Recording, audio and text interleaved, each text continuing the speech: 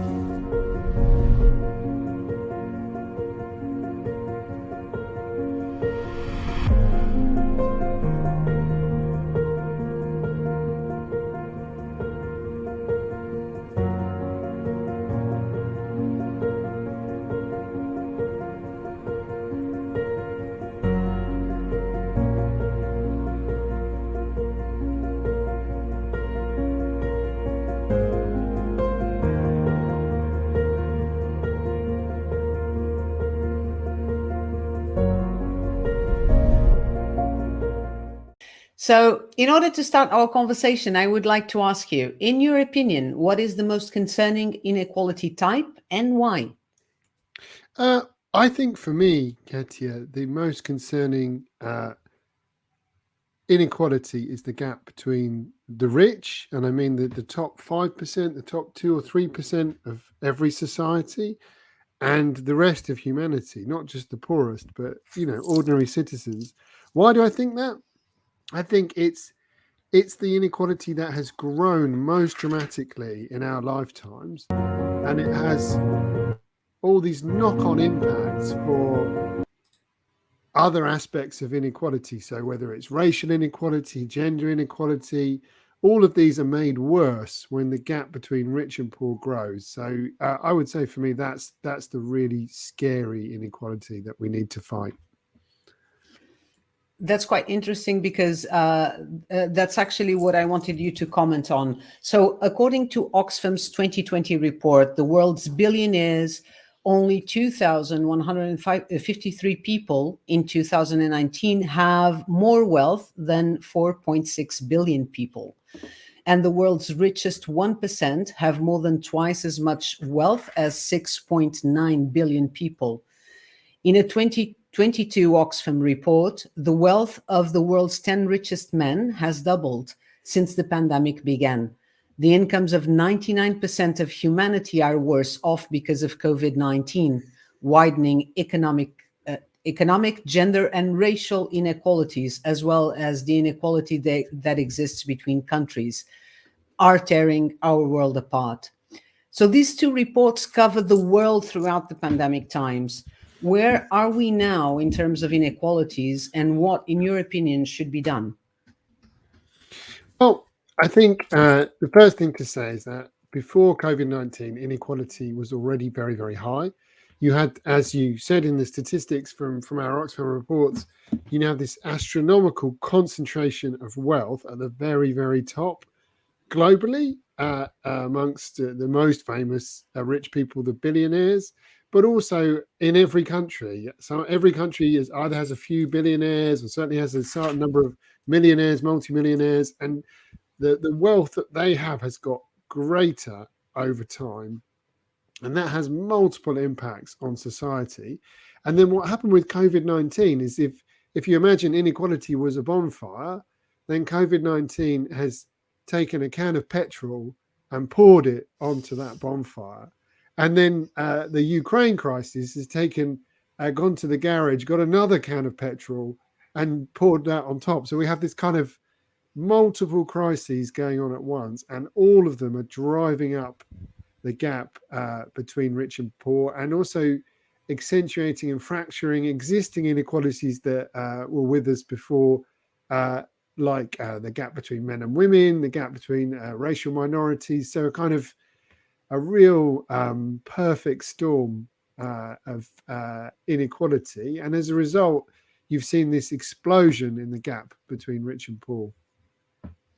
So, what do you foresee in terms of inequalities in Europe in particular, or in the world at large, as a consequence of the conflict in Ukraine?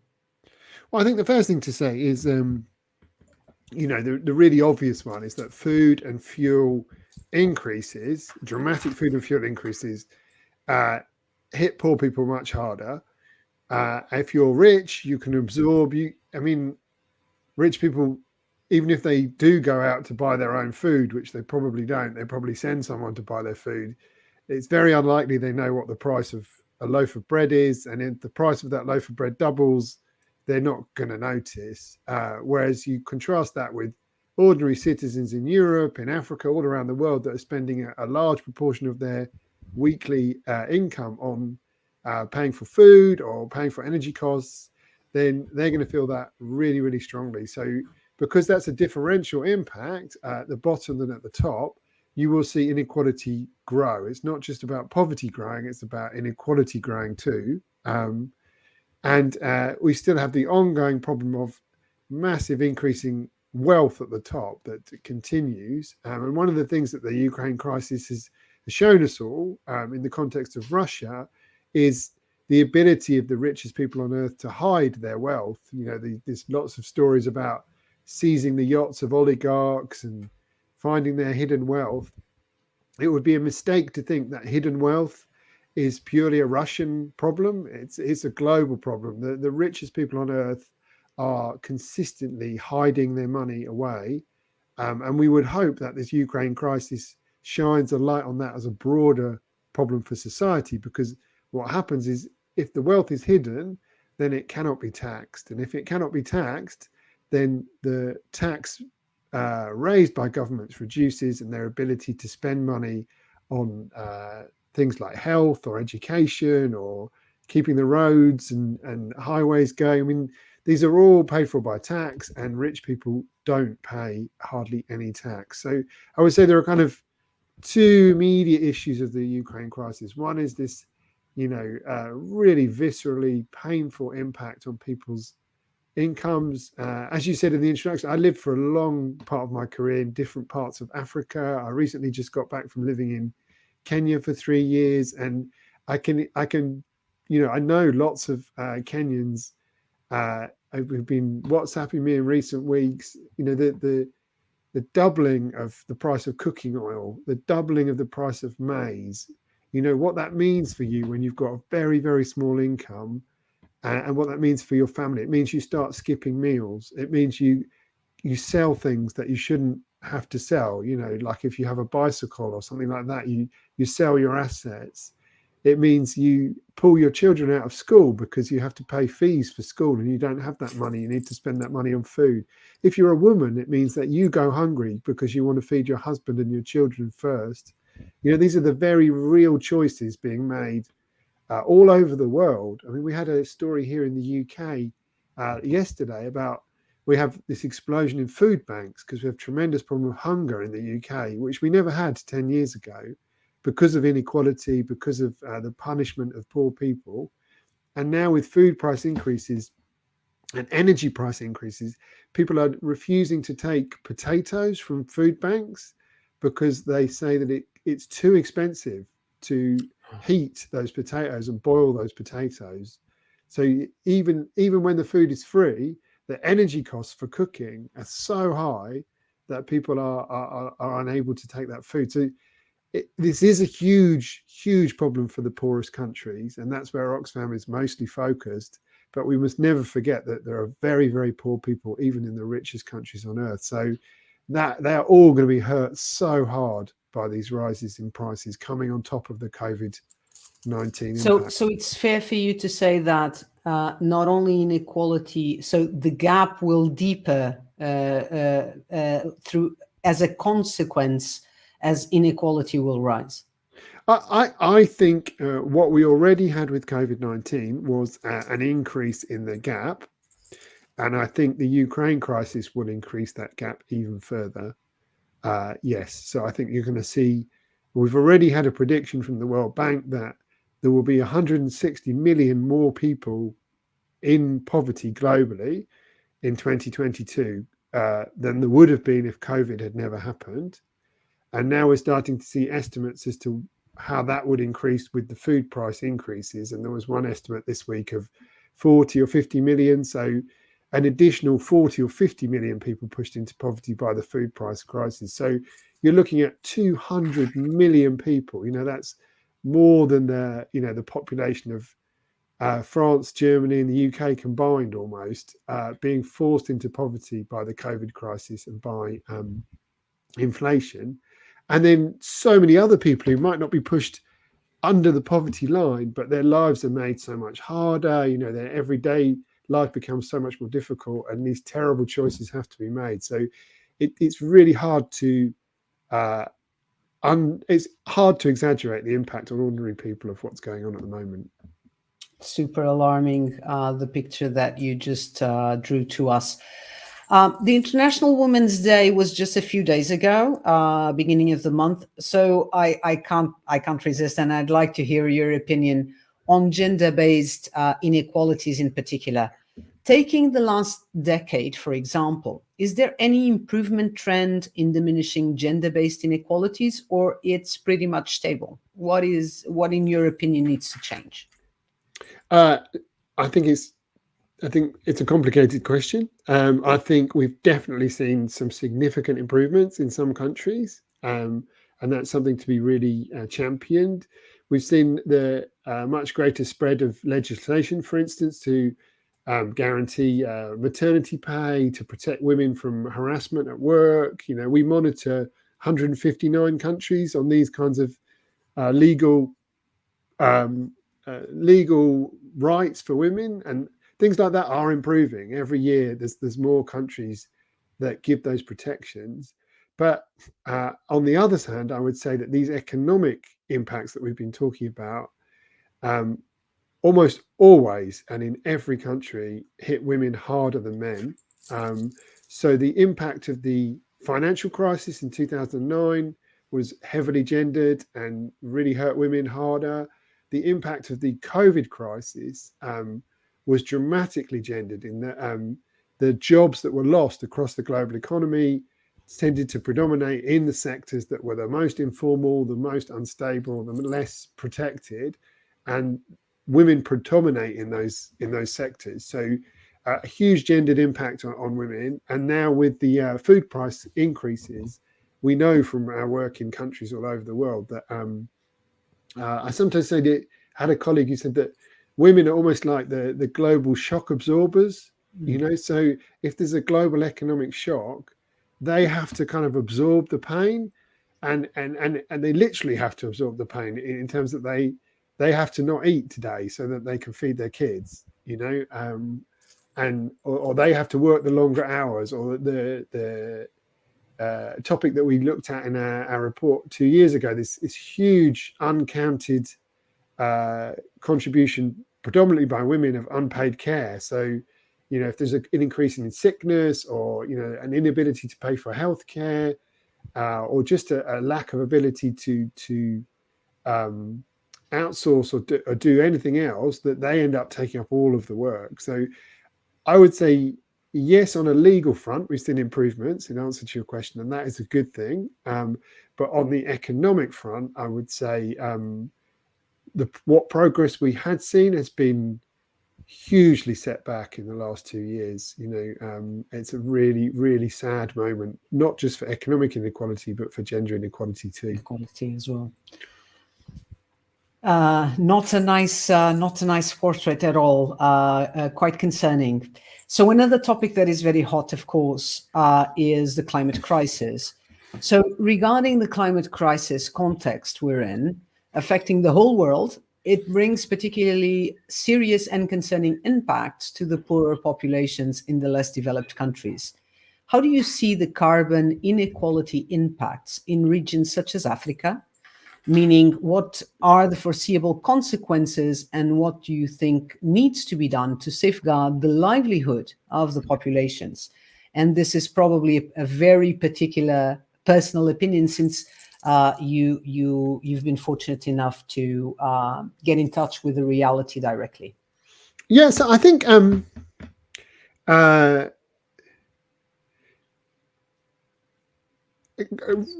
going back to what we were saying before about the increase in food and fuel costs, and you think of your average family in a developing country, whether it's in an urban environment or a rural environment, they need money to consume food, and it tends to be a big proportion of their income, so maybe 30 or 40%.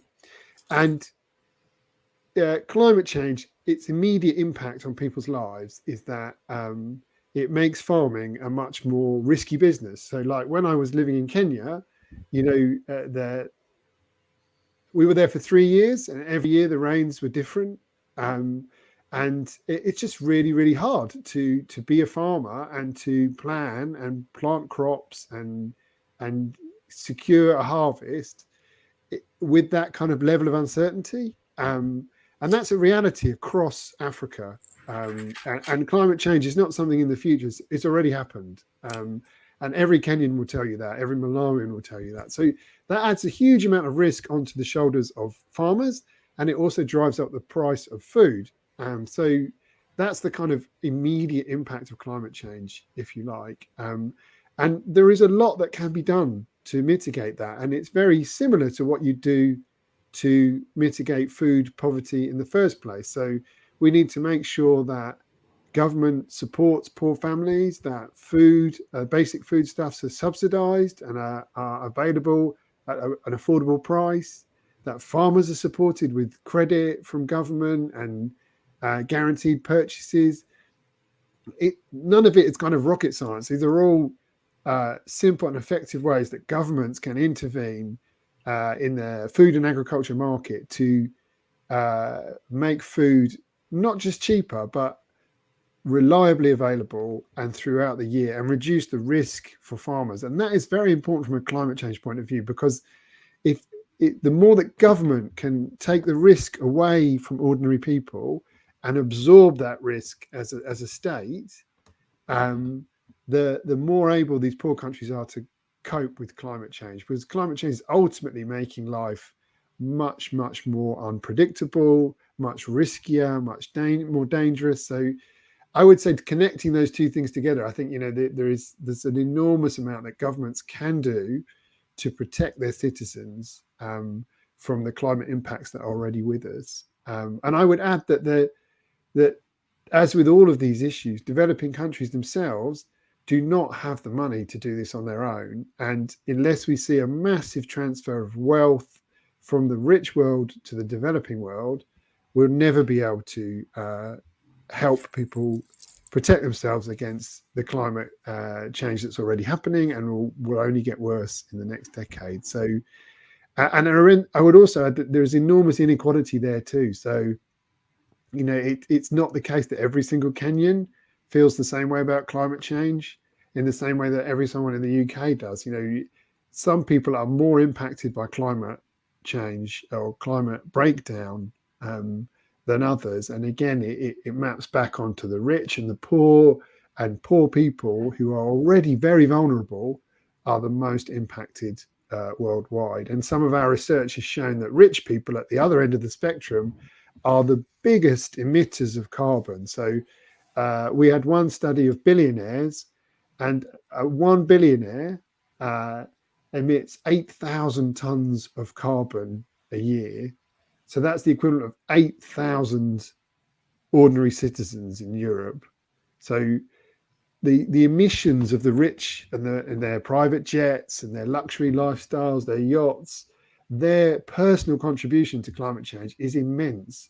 So there are two aspects to the inequality in climate question which are really interesting. The impact of climate change is felt by the poorest, and the people behind climate change that are making it the worst are the richest. But to your point, Max, would you say that government support, even if constrained in developing countries because there's not enough money to support everyone, is always a short-term measure, right? It's not sustainable for a long-term perspective. Would you agree? No, I don't agree at all. I think if you look at the history of rich nations and you look at the evolution of the welfare state, particularly in Europe, the idea that the government should permanently occupy a position that helps smooth the income between rich and poor, that helps protect the poor and the vulnerable, that gives them things like universal pensions or universal healthcare. These aren't temporary interventions. These are powerful, important, permanent interventions, which I believe are absolutely fundamental to a good society and permanent exit from high inequality. So this isn't just about a temporary fix. This is about governments permanently being involved in making sure that the risks of existence are not all put on the shoulders of individuals, because that is ultimately incredibly unfair. I see your point, and thank you for clarifying that. So I would like now to shift our attention towards the human being behind the Oxfam's head of inequality policy. So Max, because of your work, you've traveled throughout a lot of countries and have been able to work in a lot of countries. Is there one that takes a special place in your heart, and why? Yeah, I think Malawi. Malawi is a small country in Southern Africa. It's where I spent 3 years between 1999 and 2002. They were very formative years for me. It's an amazing country. The people are some of the most wonderful people you'll ever meet. And at the time I lived there, they were going through the peak of the HIV/AIDS epidemic. It was before treatments were available widely, because again, the pharmaceutical companies at that time had a monopoly and the prices were just too high. And many people died in the 2-3 years that I was there, and friends and colleagues, and it was a very difficult time, but it was also a very moving time. And I think it's stuck with me ever since. I've been back to Malawi many times since then. I have really some of my oldest friends, and I think it is an incredible country. It's also one of the poorest countries on earth. So whenever I think of these food price crises or the pandemic, I always try and picture what it means for the people that I know there. And I have one really good friend, Nelly, who's a primary school teacher, and she was 18 when we first met, and she's now, in her 40s. She's got 3 kids, and yeah, she's like my weather vane. Whenever I'm thinking of something intellectual or research based, the beauty of the modern world is we have instant communication, even with the poorest country on earth. So I can be WhatsApping Nelly, and I'll say, what's happening to food prices? How's it feeling at the moment? And just getting that instant connection with the realities of people is one of the most amazing things of working for Oxfam, because you can, you could be a think tank based in Brussels or London and come up with great numbers and great analysis. But the amazing thing about Oxfam is you've also got this kind of very real, visceral connection to people all over the world. And that's really powerful. That's one of the reasons I still work at Oxfam. I think it's an amazing place for that reason. But yeah, Malawi would be the short answer to your question. Thank you so much, Max. And that's it. We're closing another Meaningful Talks Building a New World. If you want to learn more about Oxfam International, donate, get involved by volunteering, or just spreading the word, check the links we've shared here with their website and all the other platforms they have presence in. Get involved. Max, I have just to deeply thank you for having had the time and availability to chat with us. Thanks. Thank you very much, Katie. It's been a real privilege and lovely chatting to you. Thank you so much. To all of you who were kind enough to watch or listen to this Meaningful Talks, my sincere gratitude. This video cast is available on YouTube, Facebook, and Instagram, and you just need to search for Happyology. And for the audio lovers, this format is also available in podcast in Spotify and happyology.buzzsprout.com. Leave us your comments and suggestions. See you all soon. Bye.